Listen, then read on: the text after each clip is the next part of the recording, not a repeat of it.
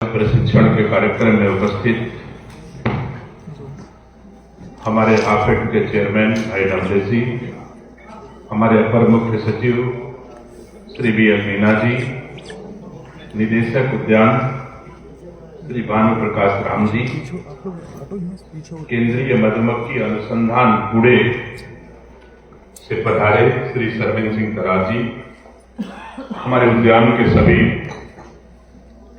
Joint director, deputy director, जिला उद्यान अधिकारी और मौन पालन से जुड़े सभी अधिकारीगण, हमारे अतिथि जो लोग मधुमक्खी पालन और उसके व्यवसाय से जुड़े हैं, ऐसे सभी पूरे उत्तर प्रदेश के साथियों, मैं मधुमक्खी पालन के बारे में तो बहुत नहीं जानता था तो किसान रायबरेली में जहां जन्मा पला वहां पर मधुमक्खी के पालन अथवा मधुमक्खी उत्पादन की कोई व्यवस्था किसानों के साथ नहीं थी, इसलिए अनुभव नहीं था।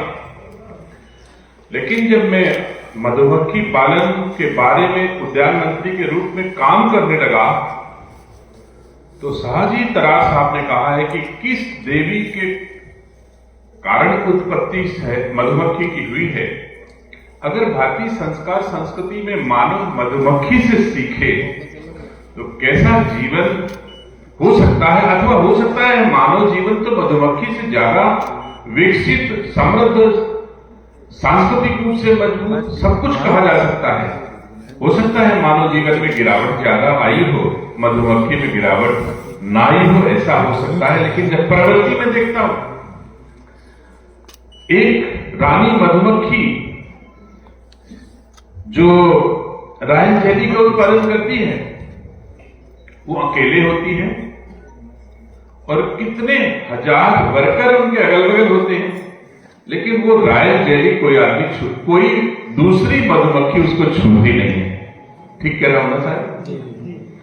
और आप अपना घर का दरवाजा खोल के एक दिन चले जाओ तो पता चले कि आपके घर में जो कुछ रहा हो, नथुनी फुलनी कुछ बची बची ना, आज के जमाने में जो गांव में कहावत है, कैसी प्रवृत्ति है मधुमक्खी की। श्रम के बारे में कल्पना करो कि अपने छोटे छोटे पैरों से मधुमक्खी लाती और कितनी बड़ी तादाद में पूरे देश को, पूरी दुनिया को मधुमक्खी देती है। श्रम की भी पराकाष्ठा है। और नैतिकता, चरित्र की बात करें तो निसंदेह मुझे गर्व होता है, मुझे तो विश्वास ही नहीं होता कि कितना मधुमक्खी अनुशासित, कितना चरित्रवान, कितना उनके बारे में कैसे कहा जाए। तो मुझे तो खुशी हुई पढ़ करके, सुन करके, समझ करके। तब मैंने रायबरेली में एक बढ़िया सेंटर ऑफ एक्सीलेंस की स्थापना हम कर रहे हैं। मुझे ये सुनकर दुख होता है कि हमारा राज्य भारत में सबसे अधिक हनी का उत्पादन करता है, शहद का उत्पादन करता है, लेकिन एक्सपोर्ट सबसे ज्यादा हरियाणा करता है। आज भी मैं इसको पलट पलट के पढ़ रहा था तो इसमें हरियाणा राज्य मधुमक्खी पालन के मुख्य राज्यों में उसका नाम नहीं है। नाम है उत्तर प्रदेश, पश्चिम बंगाल, पंजाब, बिहार और राजस्थान, लेकिन हरियाणा का नाम नहीं है। लेकिन जब एक्सपोर्ट की बात करते हैं तो हरियाणा हमारे भारत में सबसे ज्यादा एक्सपोर्ट करता है। तो उत्पादन और वैल्यू एडिशन, जब मूल्य ज्यादा मिलेगा किसानों को तो और ज्यादा उत्पादन बढ़ाएंगे। तो मूल्य संवर्धन का एक उपाय है कि हम बेहतर एक्सपोर्ट करें और अच्छा एक्सपोर्ट करें। एक्सपोर्ट के लिए हमको अच्छी गुणवत्ता अपनी बनानी पड़ेगी, अपना ब्रांड तैयार करना पड़ेगा। तो मैंने अपने उद्यान विभाग के अधिकारियों के साथ एक बैठक ली। मैं यूरोप में गया था, डेनमार्क में गया था। तो वहां पर जो हमने मधुमक्खी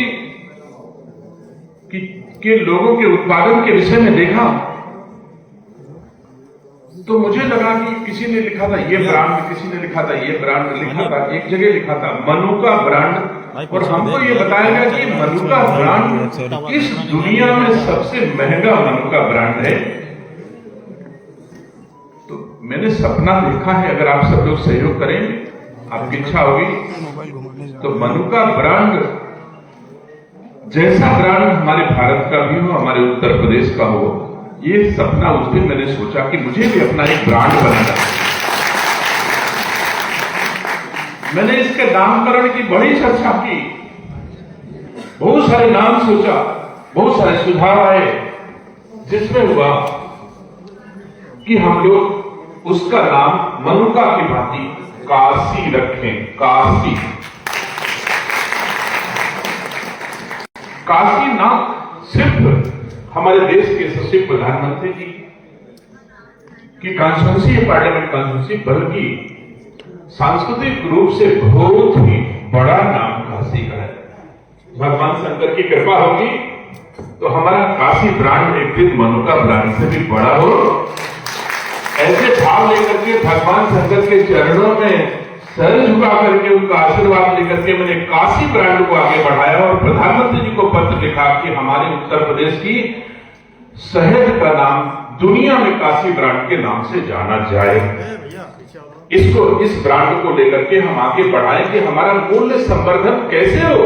हम किसानों को अपनी वही शहद है जो हमारे यहां बिकती है, क्या अधिकतम वैल्यू होगी अपने यहां की? अधिकतम मूल्य क्या होता है अपने यहां की?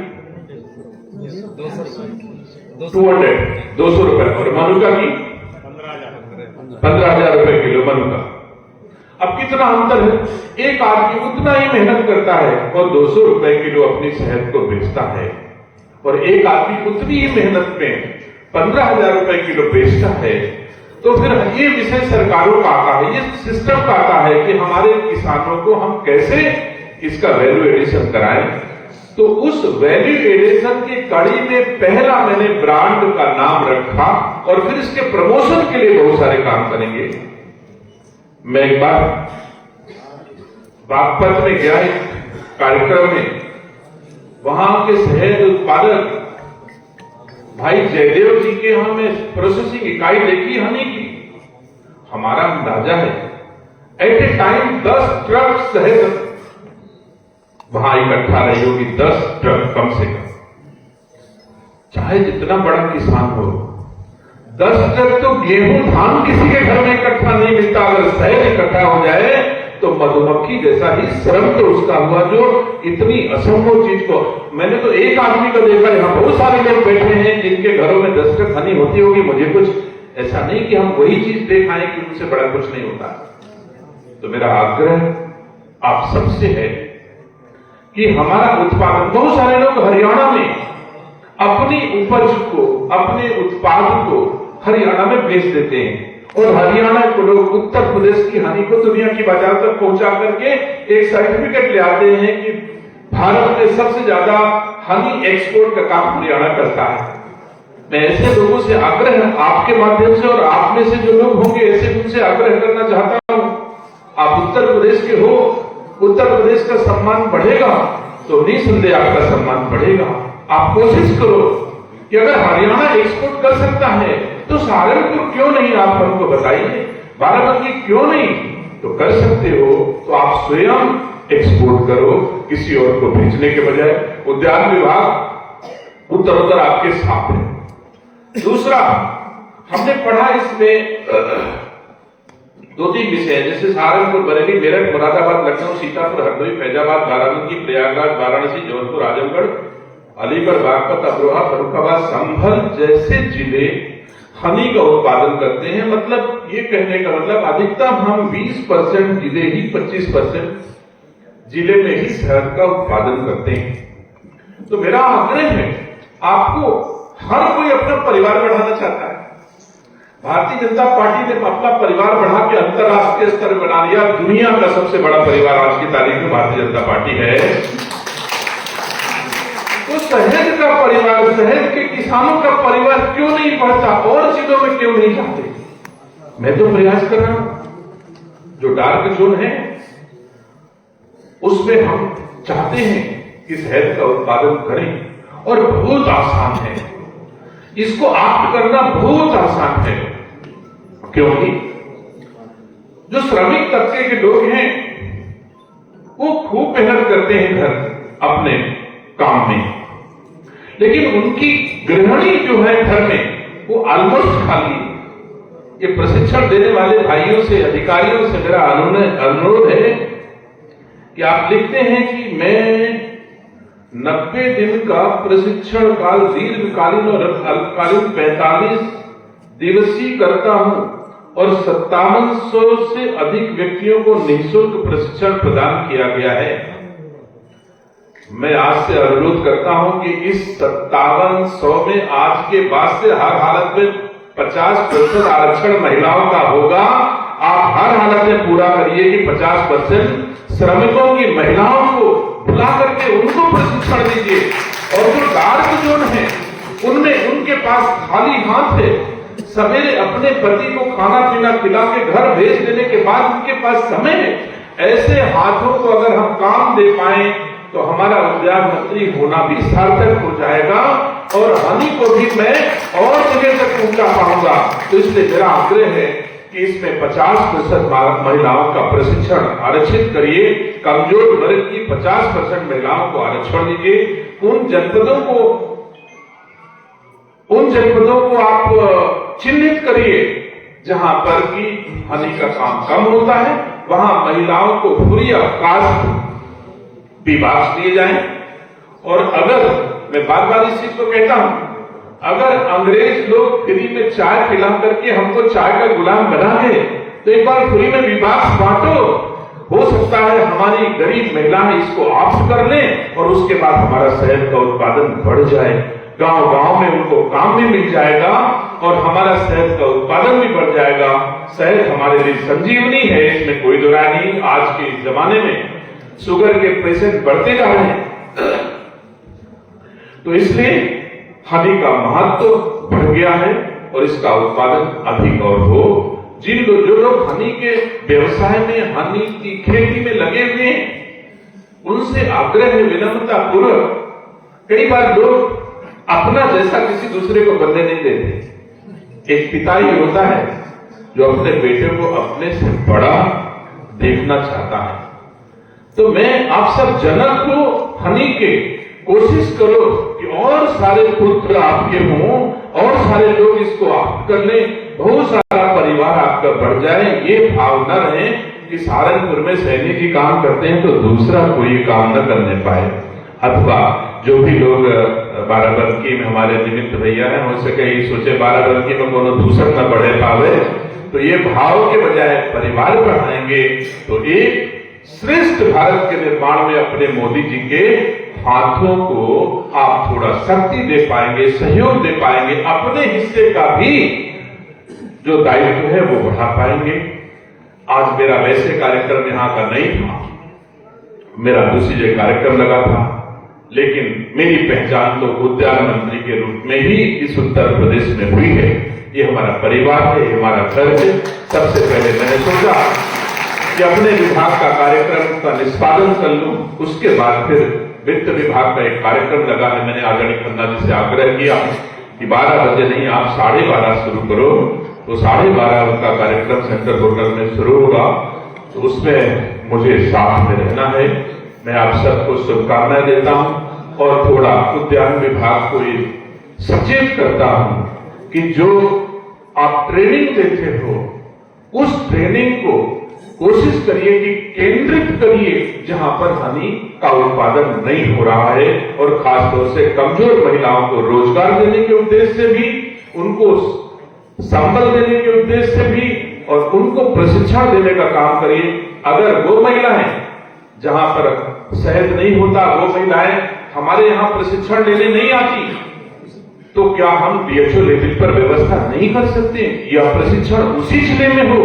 आप 5700 लोगों को प्रशिक्षण देते हैं, मैं कहता हूं 100 का टारगेट दीजिए, 100 200 महिलाओं को हर जनपद में आप लक्ष्य दीजिए कि उनको ट्रेंड कराएं, उनको ट्रेनिंग दें, और वो ट्रेंड होगी तो हमारा उत्पादन भी बढ़ेगा और शहद का सम्मान भी बढ़ेगा। मैं जो हमारे शहद के बहुत सारे उत्पादक लोग हैं उनसे विनम्रता पूर्वक आग्रह करना चाहता हूं कि आप अपने शहद के उत्पादन का मूल्य संवर्धन करने के उद्देश्य से विदेश जाने की आदत डालो। दुनिया की बाजारों को देखो कि अगर मन का 15,000 में बेच सकता है तो हम क्यों नहीं, ये मन में भाव तो पैदा करिए। हनी देखिए कितना छोटा जीव है, मेरे शरीर का वजन और मधुमक्खी के वजन से जोड़ो तो कितने हजार मधुमक्खियां तुम्हारे वजन के बराबर होगी। अगर उसके पास इतना विवेक है तो हमको भी और विवेक बढ़ाना चाहिए।